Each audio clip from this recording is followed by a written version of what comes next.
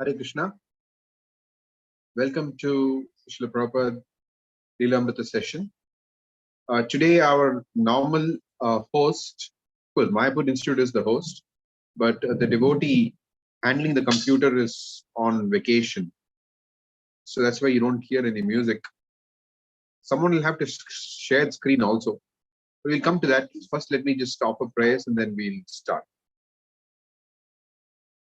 Om Ajnanatirmirandasya Gyananjana Shlakaya Chakshurunmilitam Yena Tasmai Shri Gurave Namaha Shri Chaitanya Manobishtam Stapitam Yena Bhutale Swayam Rupa Kadamanyam Dadati Swapadantikam Vandeham Shri Guru Shri Yuta Padakamalam Shri Gurun Vaishnavamscha Sri Rupam Sagra Jatam Sahagana Raghunathan Vitam Tam Jivam Sadvaitam Savadutam Parijana Saitam Krishna Chaitanya Devam Sri Radha Krishna Padan Sahagana Lalita Shri Vishakan Vitamscha Namo Vishnu Padaya Krishna Preshtaya Bhutale Srimate Jayapataka Swamini Namine Nama Acharya Padaya Nitai Kripapradayine Gaurakata Dhamadaya Nagaragravatharine Nama Vishnu Padaya Krishna Preshtaya Bhutale Srimate Gopi Paranadana Dase Iti Namine Nama Vishnu Padaya Krishna Preshtaya Bhutale Srimate Bhakti Vedanta Swamini Namine Namaste Saraswate Deve Gauramani Pracharine निर्विशेष शून्यवादी पश्चात्या देश तारिणे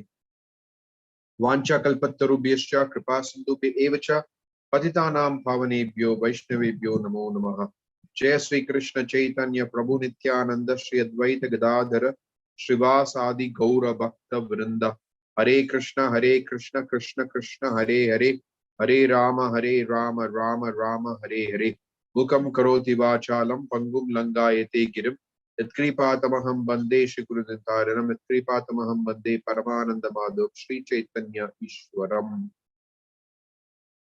कथाञ्चन स्मृते यस्मिन् दुष्करं सुकरं भवेत् विस्मृते विपरीतं स्यात् Shri चैतन्यं Namami. Okay, would somebody be willing to share screen?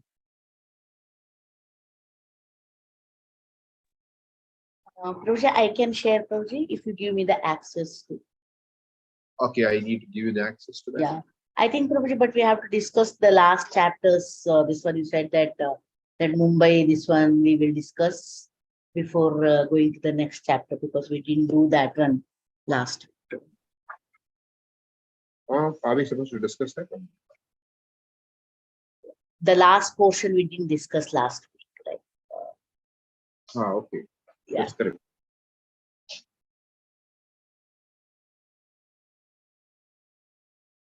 I did speak a little bit on that, right? About clothes and all that. I did speak on that. Oh, okay. Sorry. So 1 minute. I think we finished the chapter, right? Yes, Prabhu, we finished the chapter because that last, this one where Mrs. Yen was like, Mrs. Nair was like, she signed this one, no, Prabhuji, for sale deed and all. Yeah, so yeah. Because that after that was the close of the chapter and we didn't discuss. You said that we will do that in the beginning of the class today. Yeah, okay. So we finished the chapter last time, right? Or no? Yes, bro. We've completed the chapter. Okay, I got it. Okay, so we have to, okay, that part from Bombay onwards, we didn't have any discussion on it, right? Yes. Till then, we discussed something about it. Okay.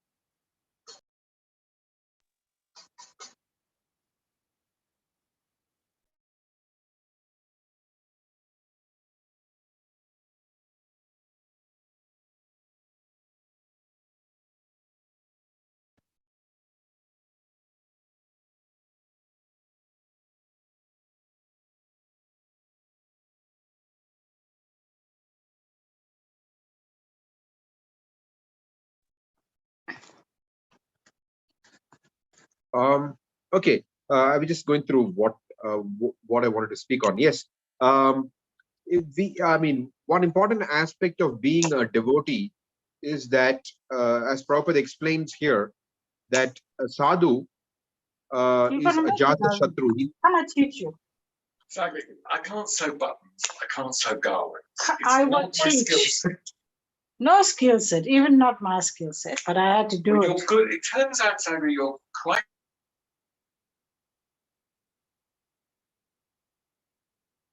Okay, is that a devotee is ajata shatru, which means a devotee has no enemies. That means we don't consider anyone to be our enemy, although others may consider us to be their enemies, but we don't consider. So when it says Yudhishthira was ajata shatru, or means he was very gentlemanly in his dealings. So that's the idea. So it's not that if we become devotee, we may not have enemies. I mean, so we will not have enemies, but in the sense that we don't consider anybody as an enemy, but there will always be people who consider us as enemies. So we see how in the dealings that Prabhupada had, he always tried to deal with Mr. N and Mrs. N in a very reasonable manner. He didn't consider them to be like enemies. He wanted to engage in a reasonable discussion with them and try to settle things in a reasonable manner. But when that could not be done, Prabhupada was not willing to just tolerate it. He was willing to fight it out. That's the nature of a devotee. Tolerance does not mean that you tolerate injustice uh, in the cause of Krishna consciousness. Devotees are not meant to tolerate uh, anything and everything in the name of chanting Trinadapi Sunichena Taroriva Saishnu Namanina Manadina Kitne Sadari. That means one can tolerate something for one's personal inconveniences. That is the meaning of it. When one's personal inconveniences, one can tolerate anything. One does not need one does not expect any respect for oneself. One is willing to give all respect to others. But for the sake of Krishna, when it comes to Krishna's cause, one is not willing to tolerate. One wants to get it done, and one does not tolerate any disrespect shown towards Krishna. Yeah. So and one is willing to do everything for the sake of Krishna, not for one's own sake. So this is what Prabhupada did there. That it was not for his sake that he was building a temple. He had promised Radharasa Vihari, you please stay there, stay here, I will build you a temple. This mood is being, Prabhupada also explains this in the story of Sakshi Gopal. So the young boy who had accompanied that Brahmana on pilgrimage to Vrindavan, and this old man, when he felt very pleased with this young boy's service, he promised in front of the deity that Sakshi Gopal, that I would marry off my daughter to this man, young man. So when he comes back, when they get back to their village after the pilgrimage, and because the older man's son is opposed to getting his sister married to this young man, so there is a whole disturbance that is created. So this young man goes and talks to the old man, and he says that I had requested you that please do not make such a promise in front of the deity, because if you make a promise in front of the deity, you're obliged to fulfill the promise. So there, he was not interested in his own cause. Okay, I'm going to get married to this old man's daughter. That's not what his interest was. Rather, his interest was, how can you disregard a promise that you made in front of deity? It is an offense to the deity. So that he was not willing to tolerate. Therefore, he made the old man fulfill his promise. So this is the idea. It's not that he went all the way just for the sake of marrying a girl. He went to Vrindavan and things like that. That's not what happened. And Sakshi Gopal came with him. The idea was, this old man was committing an offense to the deity. He wanted to prevent that.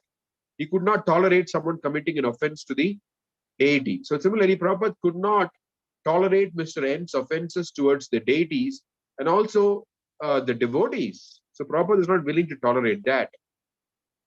So he was willing to go through any extent to resolve it and give Shri Shri Radha Rasa Vihari their rightly deserved home.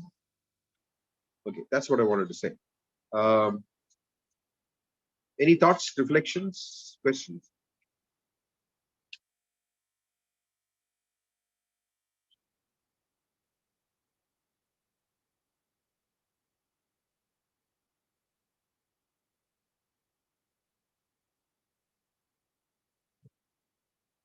Okay. Indulekha Kripa Mataji, you could please share screen and also go ahead with the reading. You have given the this one through.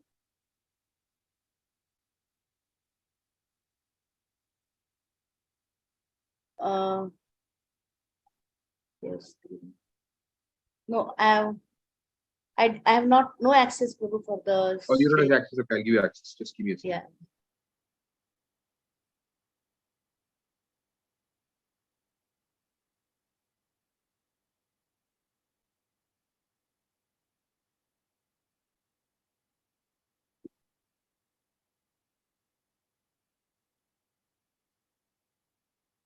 Please go ahead, Madhuri.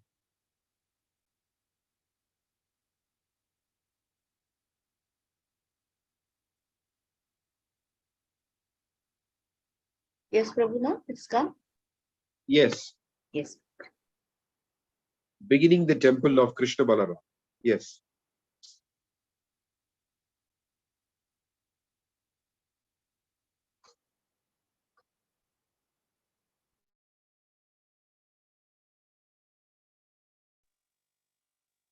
Please go ahead and read, Madhuri. Are you reading or?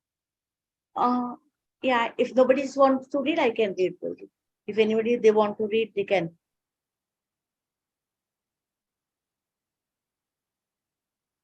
You're okay, right? You're okay Yes. to read. No? Yes, you don't have to. Yeah, I don't have an issue. Sure. Please go ahead. Okay. Beginning the temple of Krishna Balaram. April 1972. Srila Prabhupada was meditating on constructing his Krishna Balaram Mandir. In April of 1972, he asked his disciple Surabhi, who had drawn the plans for the Bombay Center, to execute drawings basing the design on Indian Renaissance architecture. Prabhupada liked the Govindaji temple located near the original Govindaji temple constructed by Rupa Goswami. He liked its open courtyard surrounded by many arches and its front steps leading up to the Diti Darshana area. He suggested that some features of the temple be incorporated into his temple. Surabhi, with the assistance of a Vrindavan architect, executed the plans and Prabhupada approved. This will be the grandest temple in Vrindavan. Many high-class gentlemen in Delhi who are also devotees will relish the chance to live with us on weekends, and it will be for them just like Vaikuntha. You must construct something wonderful. Otherwise, it will be a discredit to you American boys that will absolve the position of America and India. And this Vrindavana project is one of the most important of ours in ISKCON. Although I just pause there for a minute, Madhuri. yes, See, sometimes we may wonder, Prabhupada spoke so much about you're not the body and Sarvapadi Vinirmuktam, give up all these designations, India, America. Prabhupada spoke about all these things very strongly, you know. But here he's talking about, otherwise it will be a discredit to you American boys that will absolve the position of America and India. So Prabhupada is here, is he encouraging the bodily concept of life? What is it that is going on here? The idea is that due to being in a certain place and due to being born in a certain place and having grown up in a certain place, there are ways of doing things. So in America, things are done in a certain manner. So Prabhupada is encouraging them to use that, use how they've grown up with in Krishna consciousness. In any case, our conditioning is different. And okay, for example, okay, what I'm saying is conditioning is different. Conditioning means I identify with the with something, but whereas I identify with something, but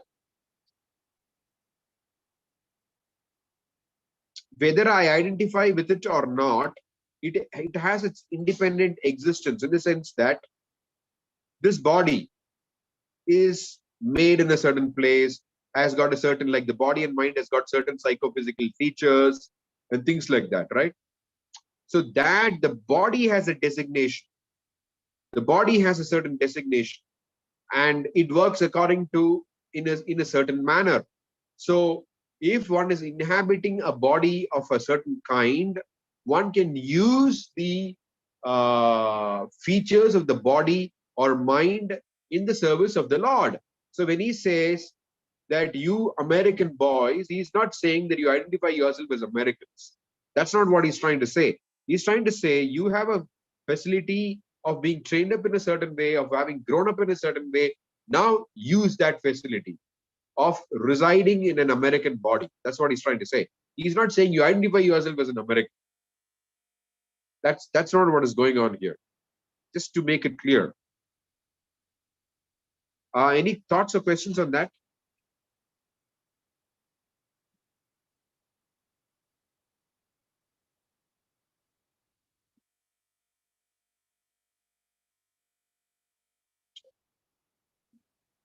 Okay, please go ahead, ma'am.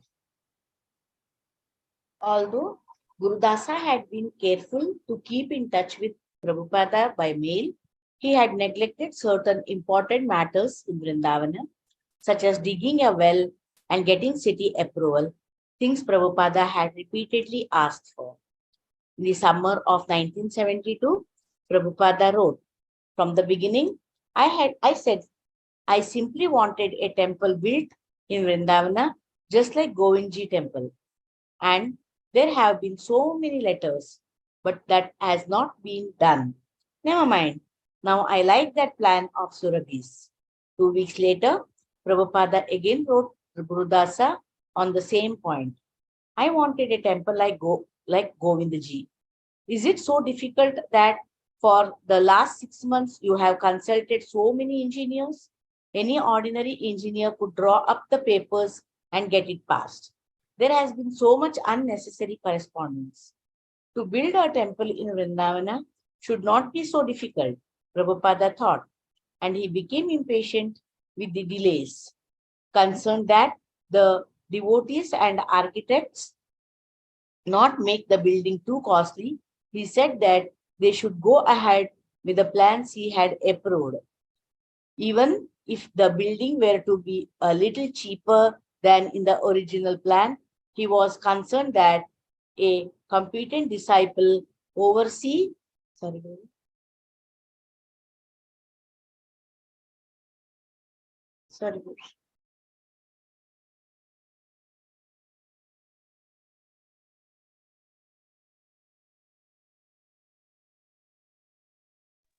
Was something went wrong? No, yeah, because it just scrolled up without any, so my just little touch. Yeah. Okay. To build a temple in Vrindavana should not be so difficult, Prabhupada thought, and he became impatient with the delays, concerned that the devotees and architects not make the building too costly. He said that they should go ahead with the plans he had approved, even if the building were to be a little cheaper than in the original plan. He was concerned that a competent disciple oversee the work so that ISKCON didn't get cheated. As early as April of 1972, Prabhupada had asked that the deities in Vrindavana be Krishna and Balaram. Krishna may be black Balarama of white, and the pose in the back of Godhead, Back to Godhead magazine is very nice. He asked that a sign be put out front announcing Sri Krishna Balaram Mandir. One reason Prabhupada chose Krishna and Balarama as the presiding deities was that most of the Vrindavana temples were of Radha and Krishna. ISKCON's temple would be unique in Vrindavana. Another reason was that the ISKCON land was located in Ramanareti, an area of forest and soft sands where Krishna and Balarama had enjoyed their childhood pastimes 5,000 years ago. To celebrate and worship the youthful sports of Krishna and Balram in Ramanareti was fitting. Although thousands of years had passed since Krishna's advent in Vrindavana, the same atmosphere and many of the same sights and sounds still prevailed. Peacocks ran across the sands or sat on the rooftops or in trees. The cooing and chirping of pigeons and cuckoos and the sweep of the parrot's green wings were eternal sounds and sights of the Vrindavana forest. In Krishna, the Supreme Personality of Godhead, Prabhupada had described how Krishna and Balarama and their cowherd friends played in Ramanareti and similar places. My dear friends, just see how this river bank is extremely beautiful because of its pleasing atmosphere, and just see how the blooming lotuses are attracting bees and birds by their aroma. The humming and chirping of the bees in the forest is echoing throughout the beautiful trees in the forest. Also, here the sands are clean and soft. Therefore, this must be considered the best place for our sporting and pastimes. According to Srimad Bhagavatam, the playing of the cowherd boys with Krishna and Balarama as friends in Vrindavana is the highest spiritual realization, far beyond the ordinary religionists' understanding of God. The supreme truth, whom some meditated upon as impersonal Brahman, others worshipped as the Supreme Almighty, and still others considered an ordinary living entity, was the eternal, loving friend of the cowherd boys of Vrindavana. Only after many, many lifetimes of pious activities had they become eligible to join in the loving pastimes of Krishna and Balarama in Ramanareti. In establishing a temple of Krishna and Balarama, Prabhupada wanted to offer the peaceful, transcendental atmosphere of Ramanareti to all people, including visitors from abroad, commuters from Delhi, and his own disciples. Already, he had received a letter from a major international travel agency requesting that he provide accommodations for tourists so that the ISKCON guest house could be included in official tours of spiritual India. People were always coming to India to tour the holy places. Unfortunately, most of the places were unauthorized or overrun by cheaters. ISKCON Center, therefore, would be very important, Prabhupada wrote. Have a European preaching center and try to enlist all the tourists and hippies who come to Vrindavan. Give them nice prasadam and engage them in chanting, cleaning the temple, and reading our books. Give them all facility for becoming devotees. There was another particular significance in Prabhupada's choosing Krishna and Balarama as the central object of worship in his Vrindavan temple. Lord Balarama is the first expansion from Lord Krishna, and in his incarnation of Sankarshana, he upholds all the universes. The Vaishnavas, therefore, worship Balarama for spiritual strength. You can pray to Lord Balarama, Prabhupada said, to help you in your deficiency. As the source of spiritual strength, Lord Balarama is also known as the original spiritual master. As in Prabhupada's other large ISKCON temples, there would be 3 altars, and beside Krishna and Balarama would stand the deities of Lord Chaitanya and Lord Nityananda. Lord Chaitanya is Krishna himself. and Lord Nityananda is Lord Balarama. In fact, the Krishna Balaram Mandir would proclaim to the world. Lord Nityananda is especially referred to as the Kripa Avatara, the form of God most merciful to the fallen conditioned souls. Thus, the worship of Krishna and Balarama as Lord Chaitanya and Lord Nityananda would emphasize distributing Krishna consciousness to others.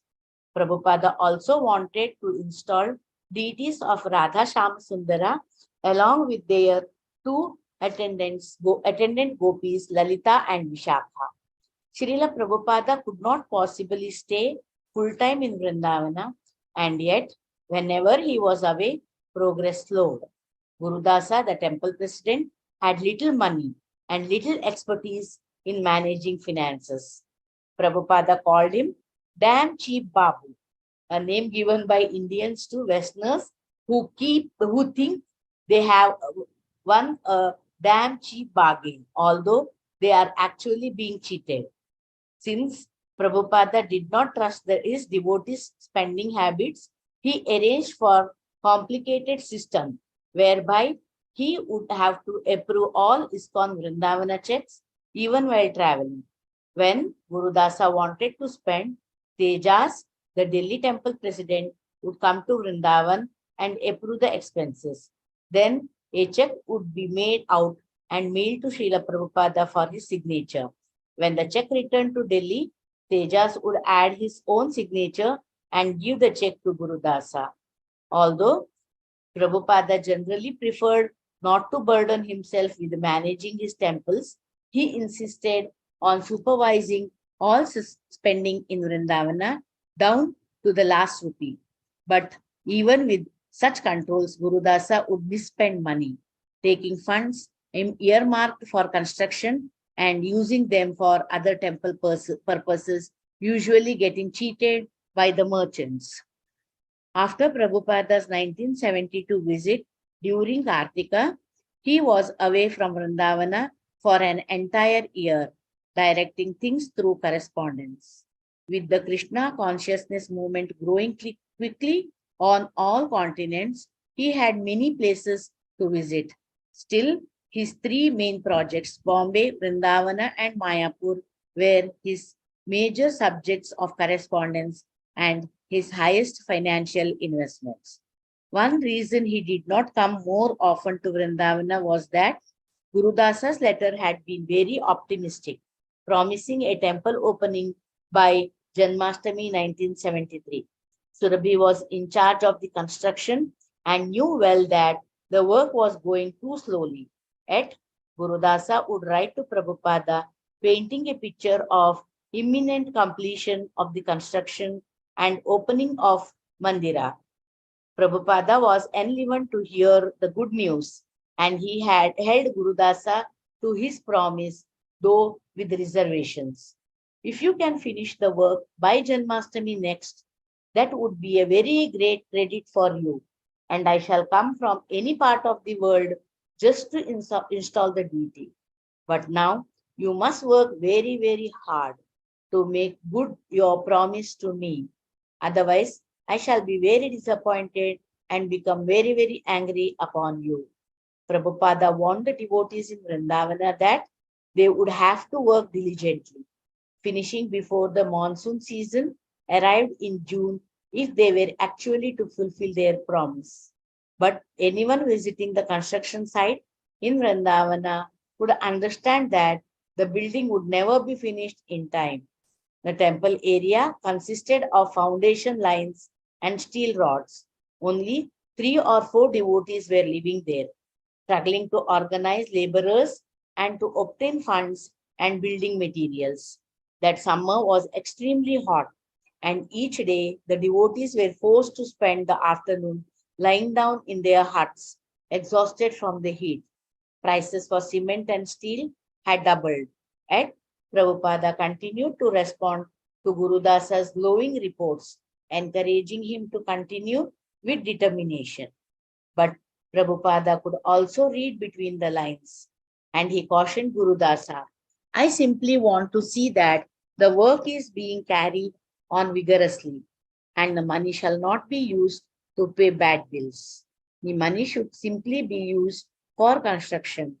Talk of a temple opening by Janmashtami gradually disappeared, but Prabhupada did not express his disappointment. Rather, he continued to encourage and push the devotees onward, asking that at least his own room be completed so that when he visited in October 1973, he would have a place to stay. When Prabhupada arrived, however, his quarters were far from completion, and he had to live for a week in the home of a Vrindavana friend. He did not remove Guru Dasa, but he tried to teach him better management and accounting. He also wrote to his India GBC secretary Tamala Krishna Goswami to get more funds for Vrindavan project. So I have arrived here in Vrindavan, but so far the project is concerned, why the money is so irregular? Tejias reports that in the past 3 months, you have sent rupees 5,000 and since then nothing. How will the project go on? Inspired by Prabhupada's presence, the devotees rallied. They held a little festival on the land, erecting a tent and decorating the foundation posts with banana trees and flowers. For several evenings, Prabhupada lectured before a crowd of about 50 local people sitting on folding chairs in between the foundation lines. Prabhupada was determined in his desire. He wanted a temple as much as ever, and the small band of disciples in Vrindavana were convinced of their mission to erect that temple. They knew they were building a temple not merely as their own local project, but as something very important for the whole world. Prabhupada set the next Janmashtami, August 1974, as the new grand opening. Surabhi had considerable architectural and construction experience, but he had never worked with such an ornate building before.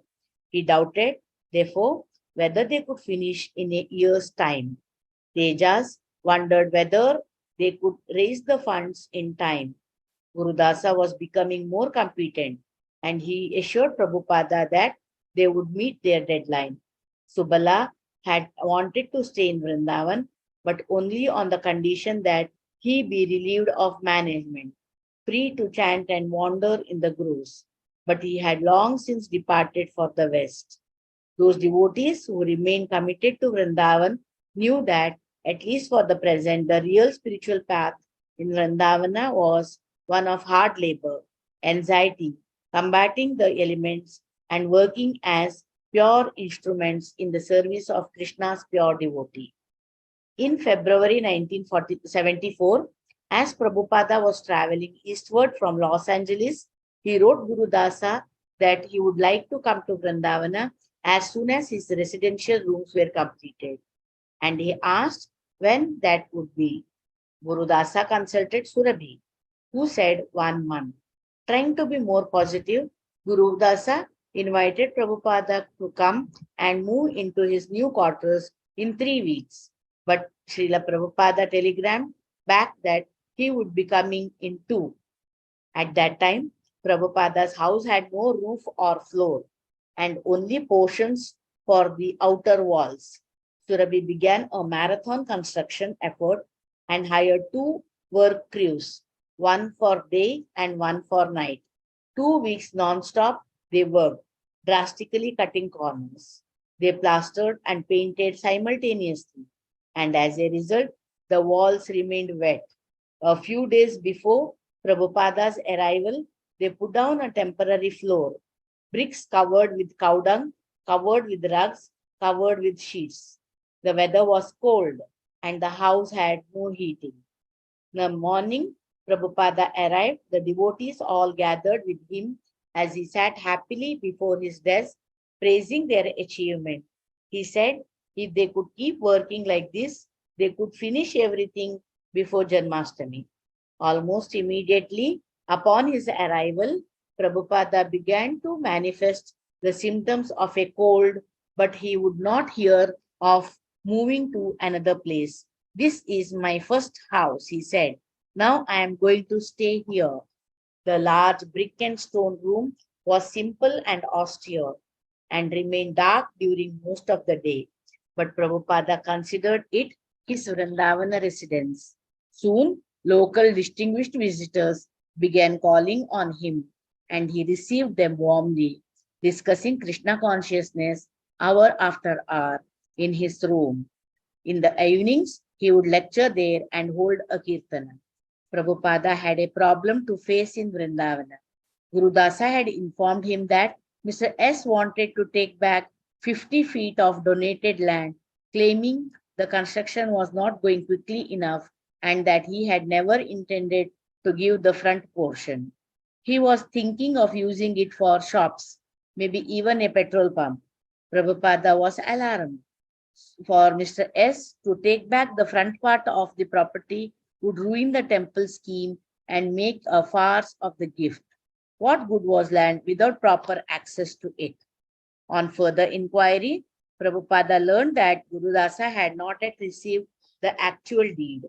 Prabhupada was greatly disturbed, yet he proceeded calmly and intently.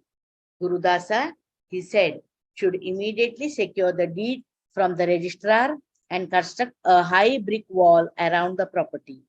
Prabhupada's secretary wired Mr. S, who was away from Vrindavana. Hare Krishna, Prabhupada now in Vrindavana until the 13th. Now settle up front piece as promised. Mr. S wired his reply. Front part of land will be used for other purposes as decided earlier. Letter follows. Suddenly it seemed that Prabhupada had another Bombay case on his hands. Mr. S action, however, confirmed Prabhupada's urgency for completing the construction. Had the land been already walled and the temple built, there would have been no question of Mr. S taking the land back. Prabhupada's followers could now see clearly his reasons for pushing them. He had been vigilant, even heavy and critical, but for good reasons. Maya's opposition to Krishna's consciousness was always present, so that if the devotees let up for even a moment, they could suffer great losses. The question, why hurry? Why be so anxious to build a temple right away? Should never have been asked.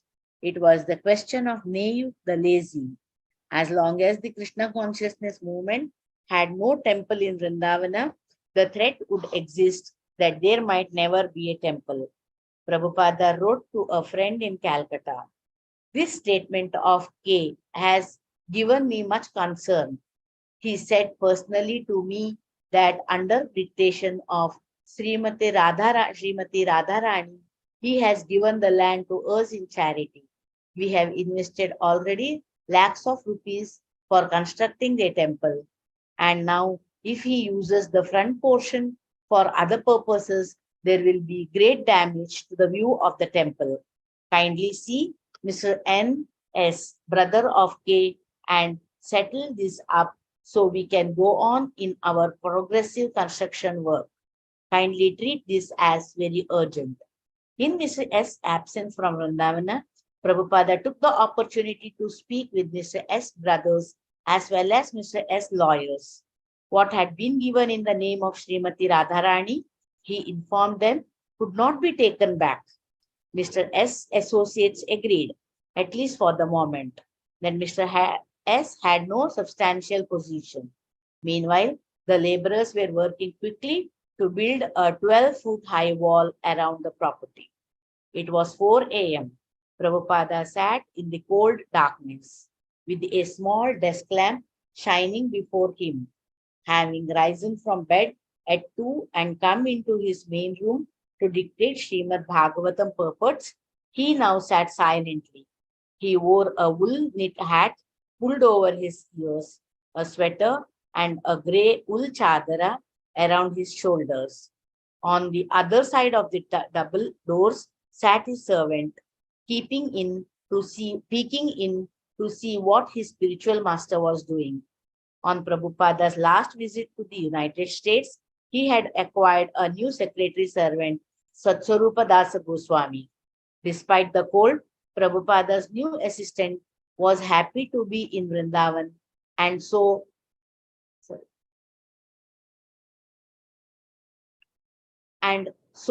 intimately situated close to his spiritual master. Prabhupada rang his bell. The servant jumped up, opened the double door, and entered the room.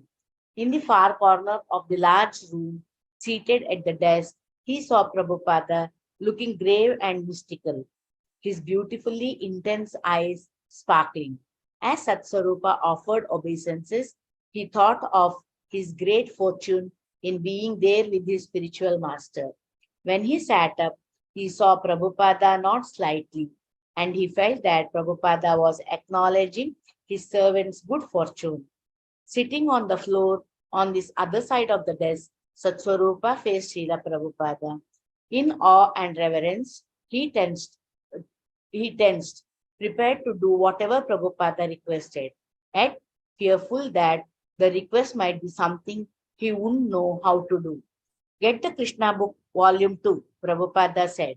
His servant ran and got it from the shelf, returned and again sat down.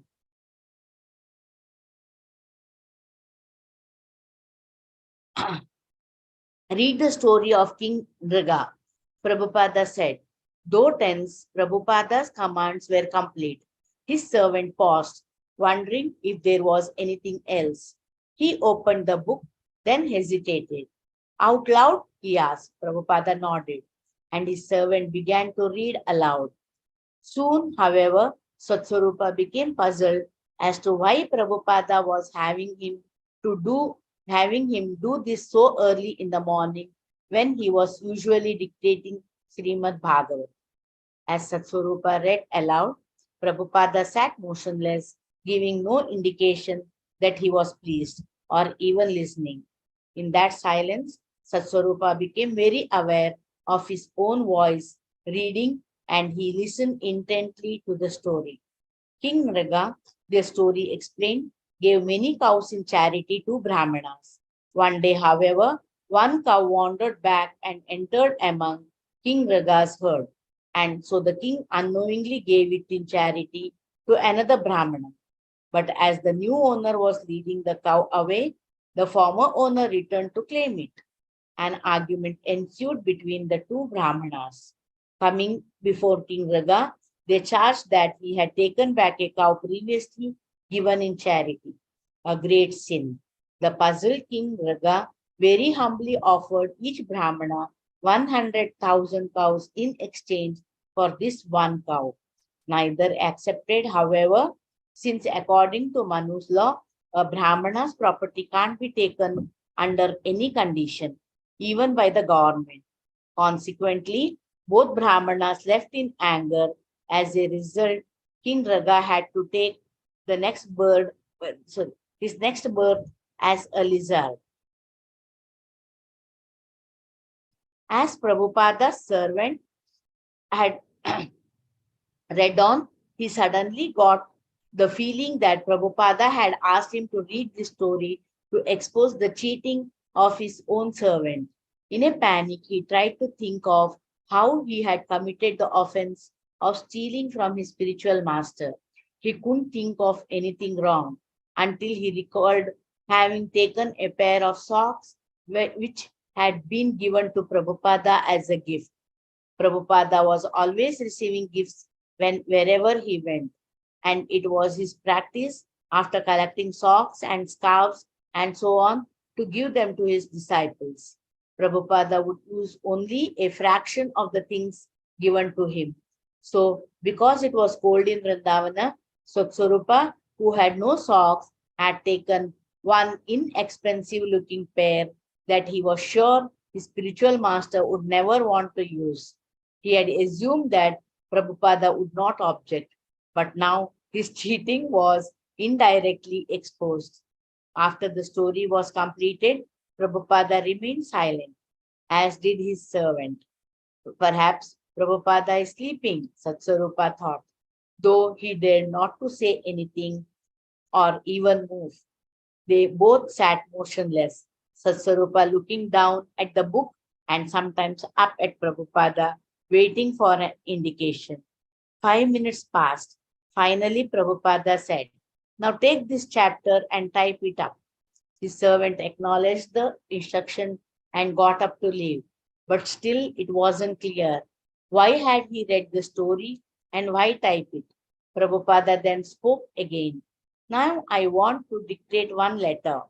Swatswarupa had a notepad with him and he sat down and immediately began writing Prabhupada's words. The letter was to Mr. S. And Prabhupada referred to Mr. S. donation of the land and to his desire to take front, back the front 50 feet. He reminded Mr. S. that according to the original agreement, he had given the entire land with the sanction of Srimati Radharani. How could he say that now he was taking it back? Mr. S. should please reconsider what he was proposing. In this connection, Prabhupada was enclosing the story from Srimad Bhagavatam of King Nriga. Mr. S. should read it and consider the implications. Prabhupada's servant felt relieved, but he also felt that his guilt was valid and that he should be wary of becoming too familiar with the spiritual master's possessions. And he had learned another lesson as well. His own viewpoint of Prabhupada was entirely subjective. Although he had been with Prabhupada, he had not correctly understood Prabhupada's thoughts and motives. He felt that perhaps he was not the only disciple who sometimes made that mistake. One may try to comprehend comprehend the many aspects of Srila Prabhupada, but one should not expect to understand completely. Even GBC secretaries and other leading devotees who were right with Prabhupada in his dealings could not know what Prabhupada was thinking. Satswarupa Maharaja decided that it was best to always follow Srila Prabhupada's instructions. And going back to the adjoining room, he began typing the story of King Nriga. At sunrise, Prabhupada stepped out of his house onto the dusty lane, and the devotees of ISKCON Vrindavana joined him on his morning walk.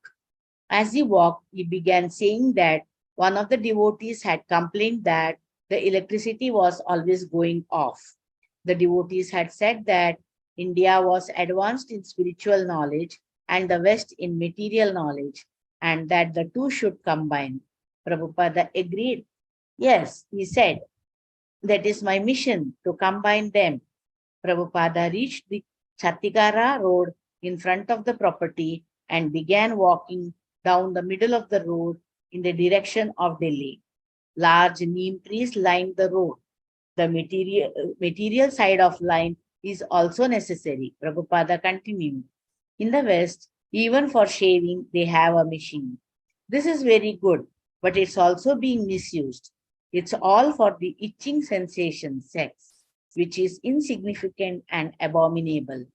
The whole intelligence is being employed like the dogs or cats. Prabhupada paused and a devotee asked, Prabhupada, how can we understand that Vrindavana is Krishna's abode? There seems to be so much contamination in Vrindavana. This is because your senses are impure, said Prabhupada. But when your eyes are smeared with the salve of love, then you can see Vrindavana. Don't judge Vrindavana by this external manifestation. As Prabhupada walked along the road, many persons greeted him and his disciples, calling Jai Radhe, Hare Krishna. Some even stepped out of their shoes and prostrated themselves before Prabhupada, who returned their respects with folded palms, nodding his head, saying Hare Krishna. The tightly gathered group walking in the cold morning air past fields, ashramas, and groves. They heard the singing of many varieties of birds, sparrows, parrots, cuckoos, pigeons, and peacocks. Sugarcane stood high and ready for harvest. As Prabhupada walked farther, the large neem trees gave way to small thorny acacia trees, and herds of cows and buffalo grazed in the fields. For half an hour, Prabhupada continued. Then turning, he retraced his route. On the roadside, he passed a man dressed in the simple white cloth of a Babaji, warming himself before a fire of twigs. Prabhupada said that the Shad Goswami Ashtakam by Srinivasa Acharya defies the actual qualities of a person in the renounced order. The song glorifies the 6 Goswamis who gave up their posts as government ministers and became mendicants, accepting only one cloth and thinking always of Krishna and the gopis. Vrindavana is the gift of Rupa and Sanatana Goswami. Prabhupada said, they wrote many books so poor people could take advantage and become Krishna conscious. We see many imitations of Rupa Goswami in Vrindavan today, but they should never take the dress of Rupa Goswami, especially if they cannot give up this cigarette smoking habit. It was the gift of Bhaktisiddhanta Saraswati that we should not jump and try to change our garb all of a sudden. We should try to hear of the absolute truth from realized souls. Prabhupada said that especially his disciples living in Vrindavana should become Goswamis. Whether Grahasthas or Sannyasis, they should live simply and austerely and engage 24 hours in the service of Krishna. Prabhupada sat in his room talking with Gunaranava about finances. Where are the bills? Prabhupada asked. I am keeping duplicates, Prabhupada, Gunaranava explained, showing him how he had attached the bills to the vouchers. Tejas is keeping the originals in Delhi. This is just an explanation, Prabhupada replied. I am an auditor. I am not A.C. Bhaktivedanta Swami. Don't you understand? The auditor wants to see the bills, not just your excuses. Throughout the day, Prabhupada would call in Gurudasa, Surabhi, Mr. Lahadi, the engineer, even the contractor, Mr. Alibags. Although the contractor was Mohammedan, Prabhupada requested him, please do a nice job because this is a Krishna's temple. If you work very nicely, Krishna will bless you. Prabhupada assured him that money would not be a problem. He would arrange that $10,000 a month would come from his temples in America until the construction was finished. It will be finished by Janmashtami? Prabhupada asked. Yes, Gurudasa said firmly, it will be done. Shall I continue, Prabhu? No, I just want to say a few things. Yes. One is that we see that Srila Prabhupada was not just spiritually elevated, but who was ignorant of how to do things in this material world. Rather, a pure devotee of the Lord considers everything as Krishna's energy. So Prabhupada was expert in all matters. Now one may think, okay, what about Gaurakishore Babaji or whatever, or some acharya like that. But we should remember that it is explained by Rupa Goswami in the Nectar of Devotion that even the siddhis of the yogis, the devotees have these siddhis. I mean, the pure devotees, they have these siddhis. They just don't manifest it or exercise it. That's all.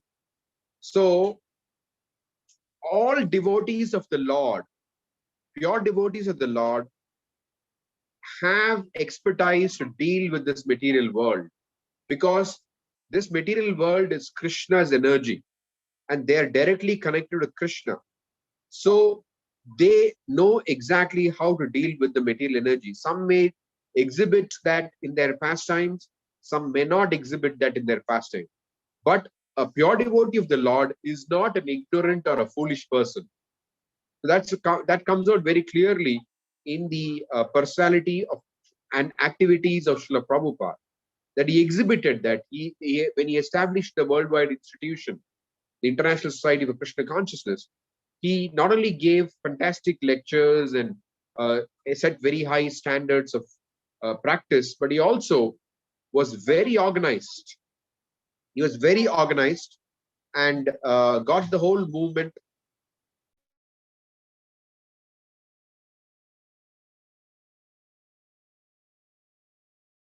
So he got the whole movement very organized. So this is the nature of a pure devotee. He is an expert. So that's one of the characteristics of a pure devotee. He's an expert. Expert means he knows how to deal with Krishna's energy because he receives dictations from Krishna, how to handle any given circumstance. The other thing is that so we see how Prabhupada was not very. You see, Prabhupada doesn't get disappointed with his living facilities. He lives very simply, So he's not the kind of person who is expecting a lot of things for himself, but he expects a lot of things for Krishna. So we see that Prabhupada is very. He's not disturbed by the fact that he has a very simple place to live and things like that. And he says how Vrindavan is the gift of Rupa Goswami and Sanatan Goswami. This is a fact because until Lord Chaitanya Mahaprabhu's time, the places of Vrindavan were lost. I mean, the holy places were lost. Lost means they existed, but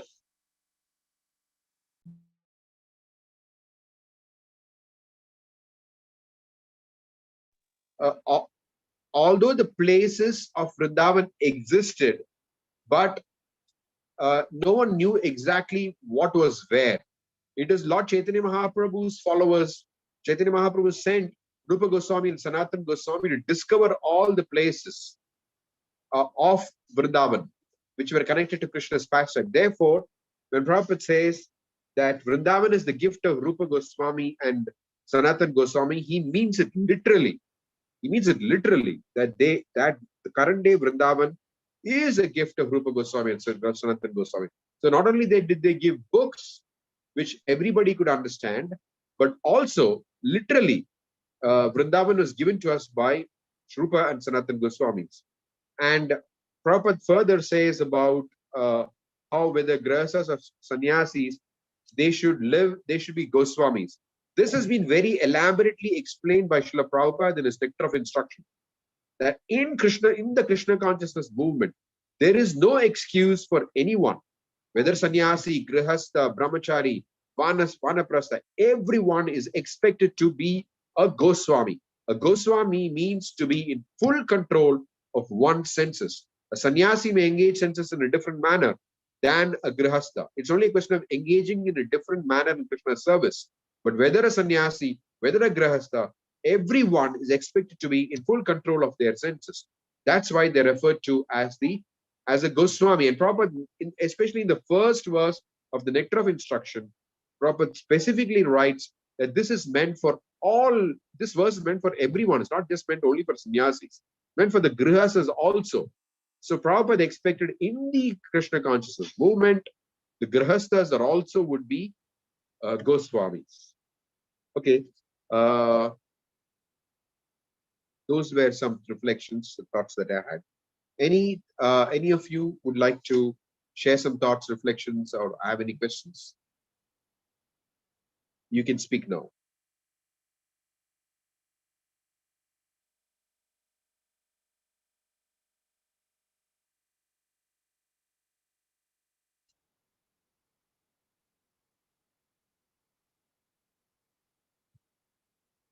Okay.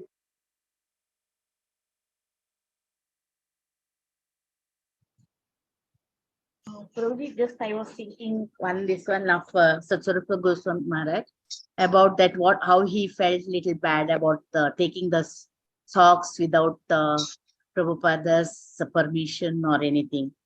We also sometimes feel the same thing, like when we hear the class or lecture or whatever we have done, any mistakes or knowingly or unknowingly also, that will come to us. We will know, we have done this and we have to rectify that. I have experienced that many a time. By our foolishness, we are thinking like some misunderstanding or something will be there. And when we hear the class or we understand that no, where we have gone wrong and we can rectify that. That is what I learned this one today. Thank you for bringing this up. Actually, this is a characteristic of an advanced soul. When we are in the presence of an advanced soul, we immediately realize our foolishness, the mistakes we have done. It naturally comes out of our heart, because that the very nature of being in presence of an advanced soul. Of course, if we approach an advanced soul with submissiveness and proper mood, if we have the proper attitude, then we experience this foolishness of our own intelligence, the mistakes that we have committed and things like that. Thank you for bringing that up.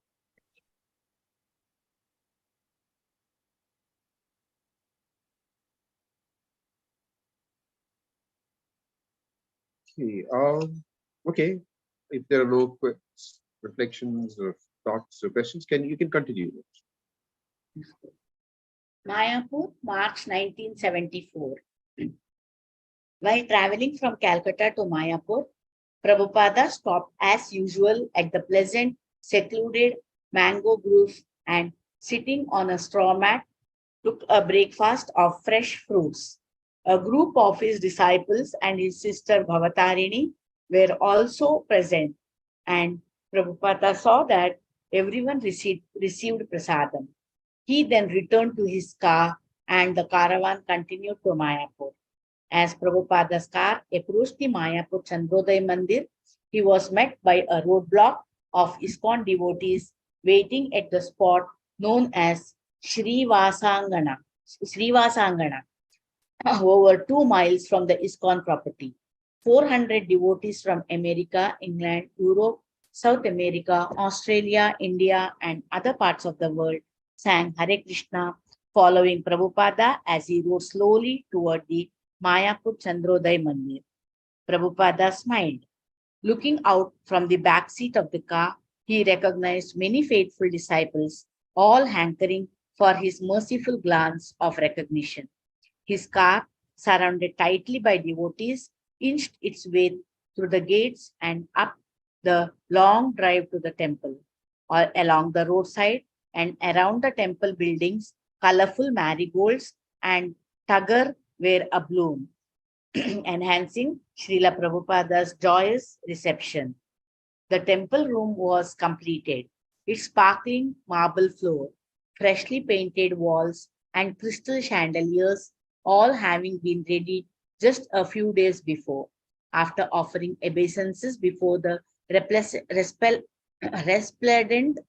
resplendent golden forms of Radha Madhava on the altar, Prabhupada returned and walked along temple hall to sit on his Vyasasana and address this first truly international gathering of disciples.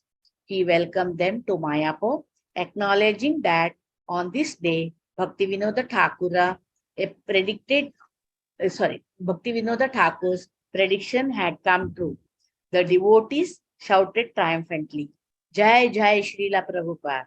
Bhaktivinoda Thakur had written, "Oh, for that day when the fortunate English, French, Russian, German, and American people will take up banners, mridangas, and kartalas and raise kirtana through their streets and towns. When will that day come?" Bhaktivinoda Thakur's prophecy had come to pass. He had also predicted, soon a great saint will come and establish Lord Chaitanya's movement throughout the world. That great personality, empowered to create devotees of all races and backgrounds and to rally them together in Mayapur, thousands of miles from their homes, was Srila Prabhupada. And although he saw himself as an instrument of the Acharyas, his disciples saw him as the personification of Lord Chaitanya's and Lord Nityananda's mercy. As stated in Chaitanya Charitamrita, Yadyapi Amara Guru Chaitanyera Dasa, Tathapi Janiye Ami Taha Prakasha. Although I know that My spiritual master is a servant of Sri Chaitanya. I know him also as a plenary manifestation of the Lord. Okay, Leaving- Mati, can you just pause for a minute? Yes, yes. Okay, so today is the disappearance day of Srila Bhaktivinoda Thakur, and we're reading this section on the day of his disappearance. I want to share something. I don't know if I've done this before here in these sessions. Nevertheless, spiritual topics are always rejuvenating. The more we hear, the more we feel rejuvenated. When Prabhupada brought his disciples here, this first international gathering, subsequently what happens is he takes them to Bhaktivinoda Thakur's house and Samadhi, Swananda Sukha the Kunja. Which is on the other side of the river, Jalangi River, in Godruma Dweep. So, Ravindra Swarup Prabhu, who was one of the disciples who went to Bhaktivinoda Thakur's house, he told me that when they were in front of Bhaktivinoda Thakur, he experienced that Bhaktivinoda Thakur came out of his samadhi and personally embraced him. So later on, when they were having prasadam, he thought that this was something unique that he experienced.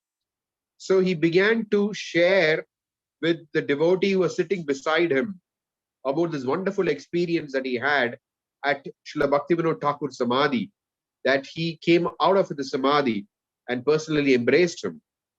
So he was surprised that the devotee beside him, having prasadam, also had the same experience. And soon everybody began to talk, and then they all realized that each one of them individually had the same experience, that Bhaktivinoda Thakur came out of his samadhi and personally embraced each one of them. So this is a Vaishnava Thakura, that they live eternally in their samadhi. So samadhis of the Vaishnava Acharyas are not ordinary places. They live eternally there. And here it was that when Prabhupada fulfilled the prediction of Bhaktivinoda Thakur and he brought his disciples to his samadhi, Bhaktivinoda Thakur personally came and embraced each one of the devotees who had gone there. Okay, any thoughts on that? Any reflections?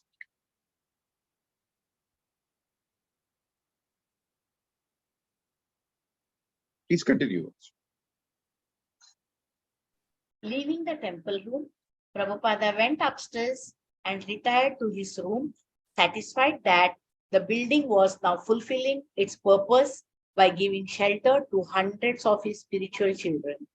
He began greeting leading disciples from various parts of the world, hearing the encouraging news of book distribution and dealing with problems. He asked that everyone take advantage of the holy Dhamma by maintaining Kirtana in the temple room around the clock, stopping only for scheduled classes on Srimad Bhagavatam.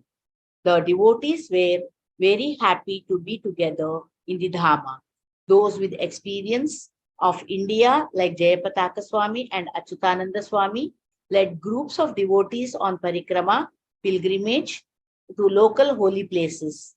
This visit to Mayapur would constitute the first half of the devotees' Indian pilgrimage.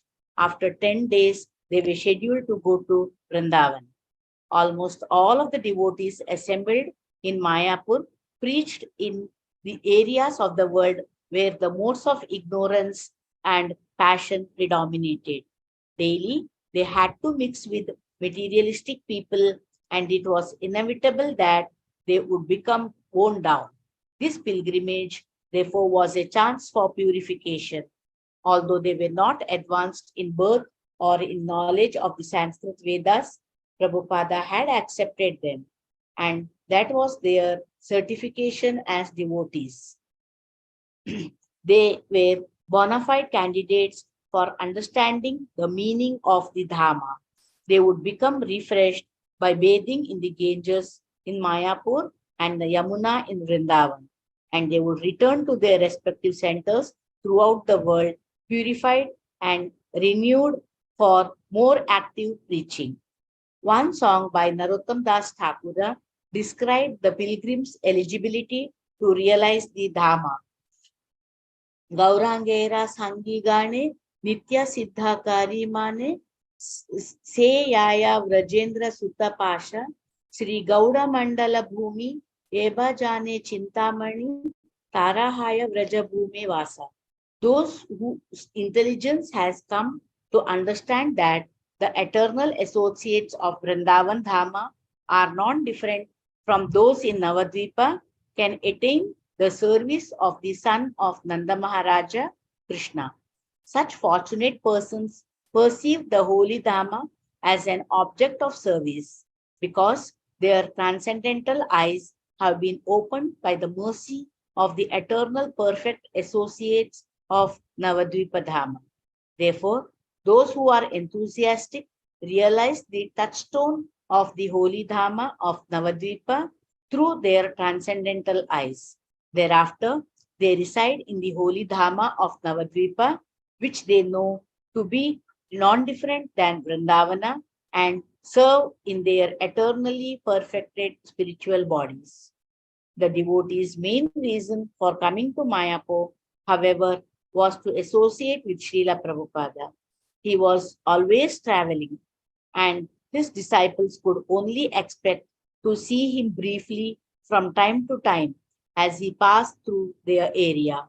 To see him in Mayapur and Vrindavan, where they could be with him daily on walks and in the temple, was the most ecstatic part of the festival. Prabhupada's happiness to be in Mayapur was increased many times by the large gathering of his international family. He wanted this. Mayapur was for the devotees.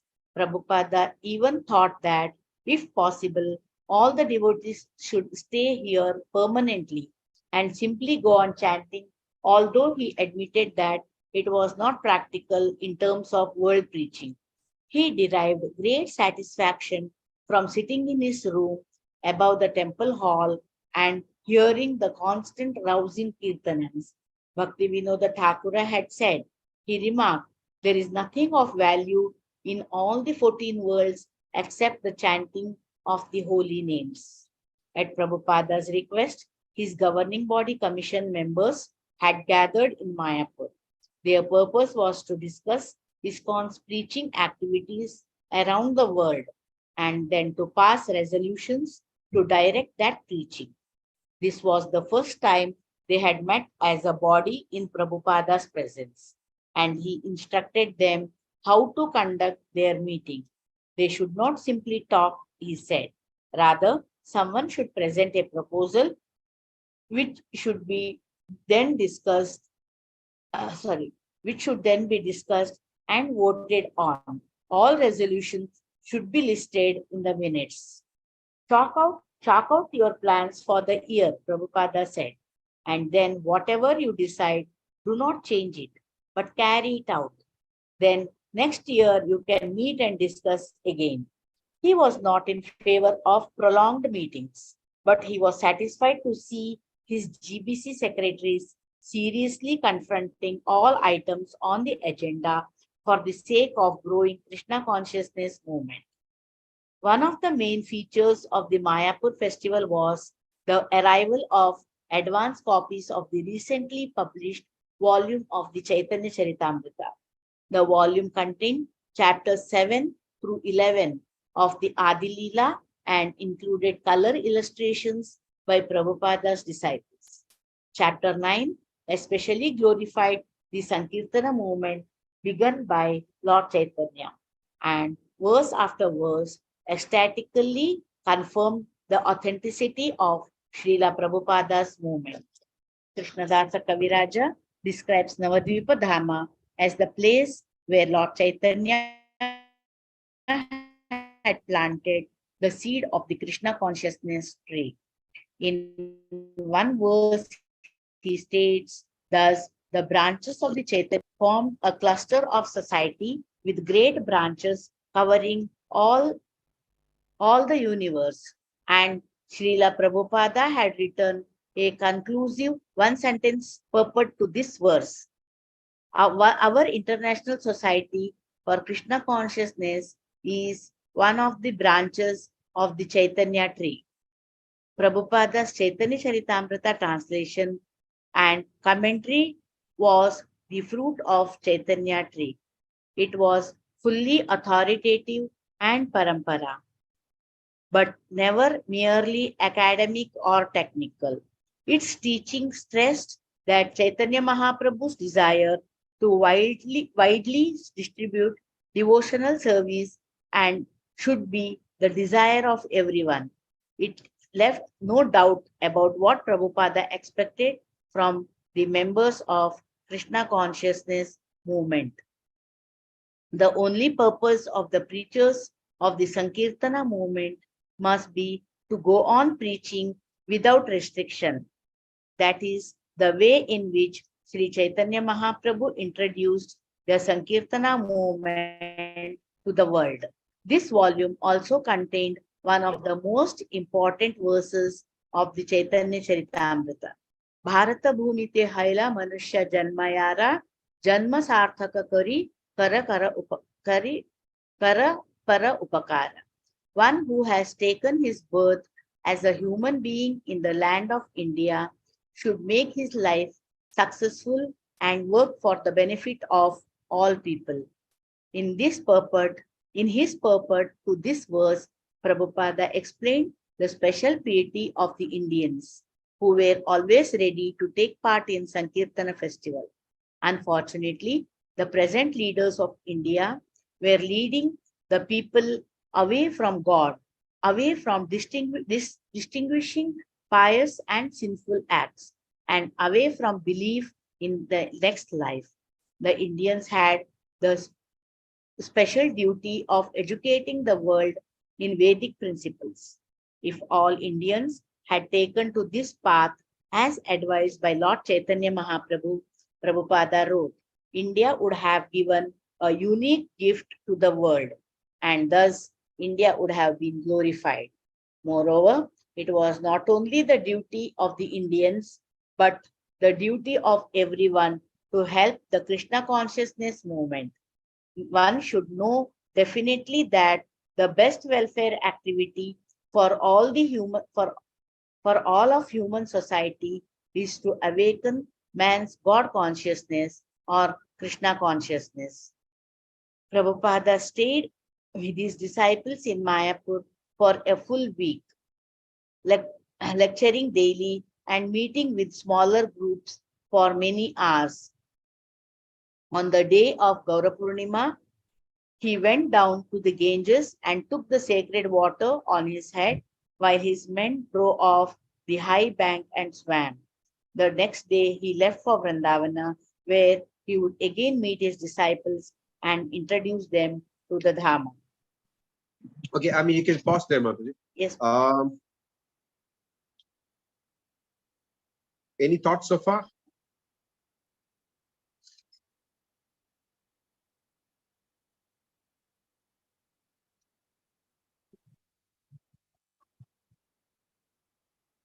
Prabhuji, I don't know whether this is like related to whatever we have read now, but it is little bit related.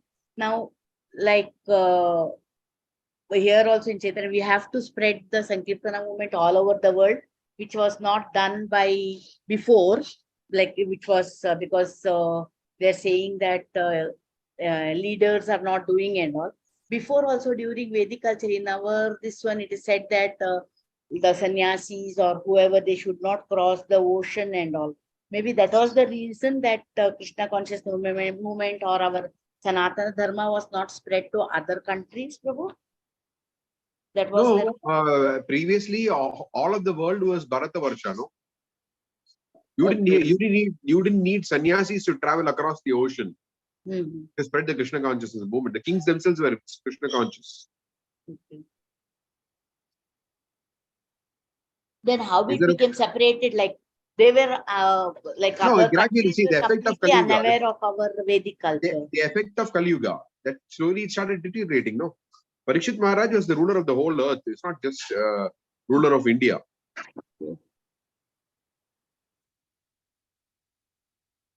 So with the effect of Kali Yuga, things deteriorate. And so generally when it speaks about a sannyasi not traveling across the ocean and all that, the sannyasi has no business doing all that. But for the sake of preaching, it's a different thing altogether. In the past, even until the time of Maharaj Parikshit, the whole of the world was under one king, no? Yes. So after that, the demoniac civilization started. So then there is this need of sannyasis traveling and preaching and things like, I mean, across the oceans also.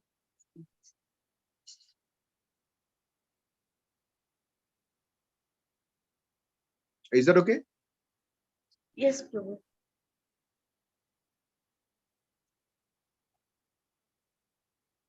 I think that is the reason, like only in India, generally, even though not very fully, at least we know more about God, or even in spite of not knowing and all, but many people, they know about God, or at least we have that in our blood, we can say something. Like now it has become more degraded and all, but still some of them, they are reviving it and like doing it Yeah, more. I mean, see, I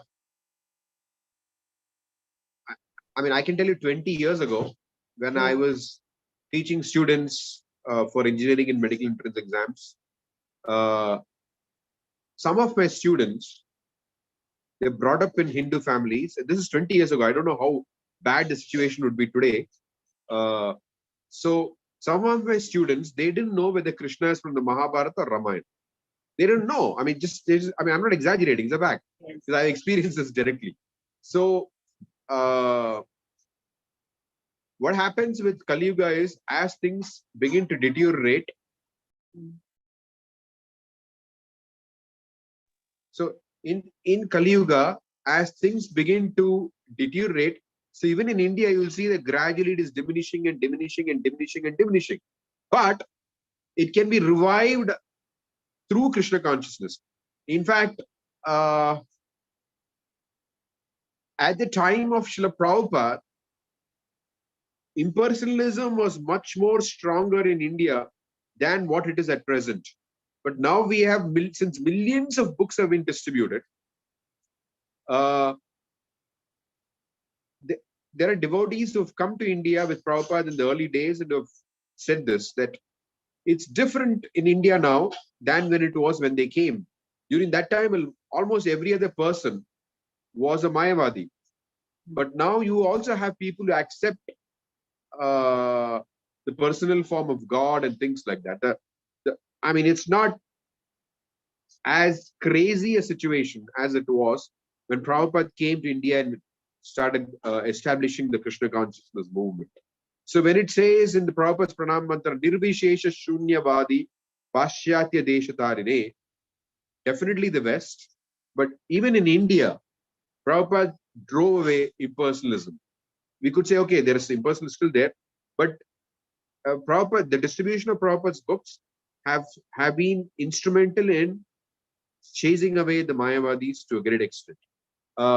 It was done during the previous acharyas, during Ramanuja's time, during Madhvacharya's time, but they subsequently, Ramanujacharya himself was a great preacher.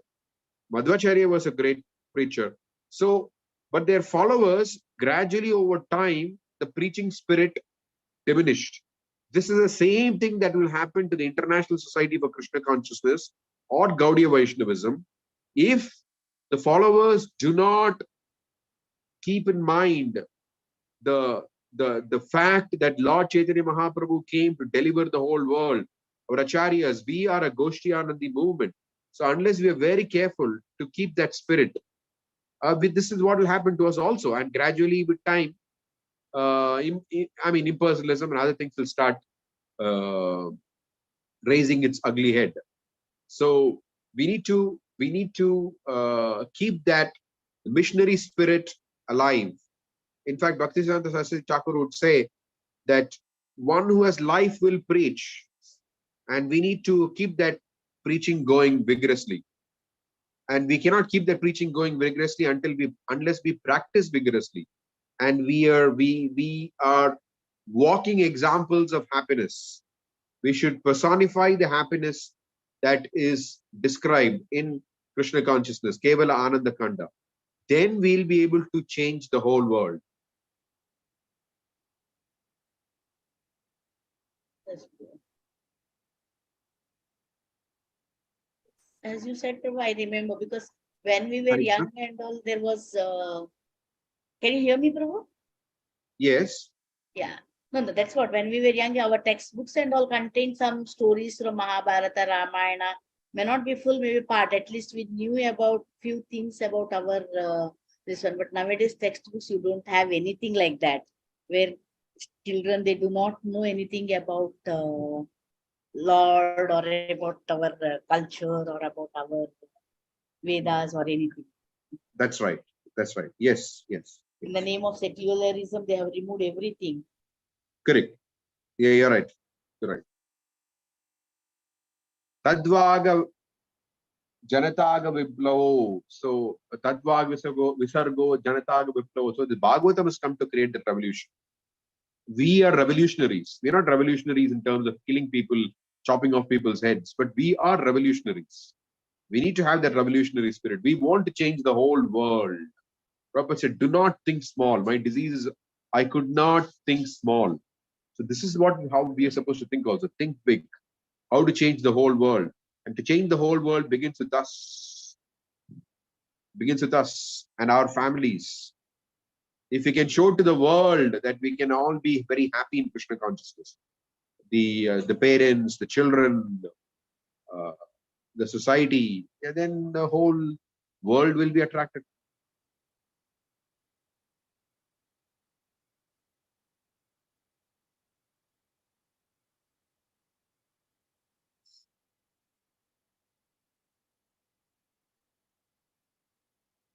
Any other thoughts, reflections?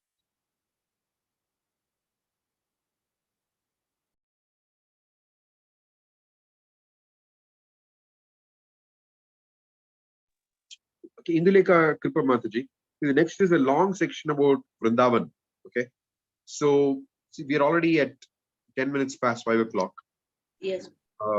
So what you could do is that read for another 5 or 10 minutes, Yes. and then we will have a discussion later on. So this is a Yes. very dense topic. There are several things which need to be spoken about here. What Yes, happens I'll read. with that? Okay, I'll read, Prabhu, then.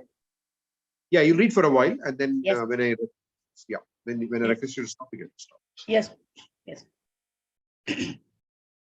Although, although many of the Western devotees inexperienced in living and traveling in India were afflicted with indigestion, dysentery, and even in some cases, culture shock and homesickness, they nevertheless traveled, a somewhat bedraggled group from Mayapur to Calcutta to Delhi and finally to Vrindavan.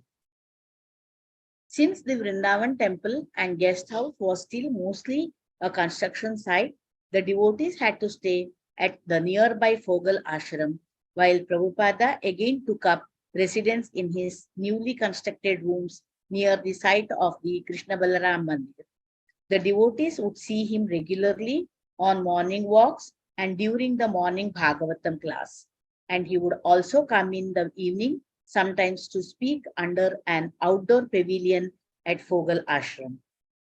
Noticing that not many devotees attended his first evening meeting in his room, Prabhupada inquired and learned that many of them were out visiting Vrindavana's famous old temples and other pilgrimage sites, while others were shopping in the bazaar, and still others were sleeping.